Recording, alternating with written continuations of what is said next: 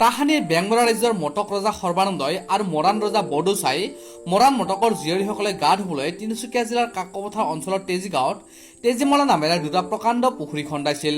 কিন্তু তিনিচুকীয়াৰ ইতিহাস, তিনিচুকীয়াৰ ঐতিহ্য তেজীমলা পুখুৰীটো উপযুক্ত সংৰক্ষণৰ অভাৱ তথা নিম্ন আন্তঃগাঁথনি আদিৰ বাবে পুখুৰীটোৰ ঐতিহ্য বিলীন হৈ যোৱাৰ পথত ধাৱমান হৈছে। বিগত দিনত চৰকাৰে পুখুৰীটো দকৈ খান্দি ইয়াৰ চাৰিওকাষে ফেন্সিং বেৰ দিয়াৰ বাবে কিছু পুঁজি আবণ্টন দিছিল যদিও সেয়া পৰ্যাপ্ত নাছিল। সেয়েহে সোণোৱাল চৰকাৰক ঐতিহাসিক পুখুৰীটো সংৰক্ষণৰ বাবে পৰ্যাপ্ত পুঁজি আবণ্টন দিবলৈ তেজীবাসী ৰাইজে আহ্বান জনাইছে। আৰু আমি উপস্থিত আছো তিনিচুকীয়াৰ কাকপথাৰৰ তেজী গাঁৱত আৰু তেজীমলা পুখুৰীত আমি উপস্থিত আছো। চৰকাৰখনৰ পৰা কিবা পাইছিল নে?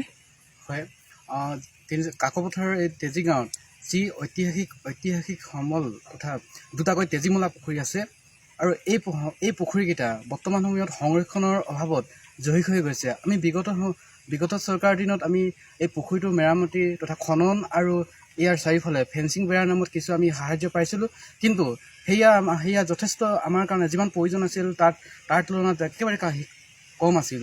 যাৰ কাৰণে আমি ভবাৰ ধৰণে আমি যেনেকুৱা ধৰণে পৰিকল্পনা কৰিছিলোঁ ঠিক সেই পৰিকল্পনাক বাস্তৱায়িত কৰিব পৰা নাই। বৰ্তমান সময়ত আমি তেজীমলা অমৰজ্যোতি যুৱ সংঘই এই পুখুৰীটোত মাছ পালন কৰি আছোঁ যদিও ইয়াৰ যিটো আন্তঃগাঁথনি, এই আন্তঃগাঁথনিত বিশেষভাৱে একো উন্নত সাধন কৰিবলৈ সক্ষম হোৱা নাই। আমি এই ক্ষেত্ৰত সংৰক্ষণ কৰিব সংৰক্ষণত আমি ব্যৱস্থা গ্ৰহণ কৰিব পৰা নাই, যিহেতু আমাৰ অভাৱ, পুঁজিৰ অভাৱ। গতিকে আমি বৰ্তমানৰ চৰকাৰলৈ আমি আহ্বান জনাম, আমাৰ যি এই ঐতিহাসিক সমল আছে তাক এনেকৈ অযথা জহি খহি গৈ আমাৰ যাতে এই ইতিহাস নহয়, ইয়াক যাতে এটা জীৱন্ত ৰূপ দি আমাক যিহেতু আমি এই তেজীমলা পুখুৰীৰ লগত আমাৰ যথেষ্ট লোককথা জড়িত হৈ আছে, আমাৰ বুৰঞ্জীৰ বিভিন্ন ঘটনা পৰিঘটনা এই তেজীমলা পুখুৰীৰ লগত জড়িত হৈ আছে।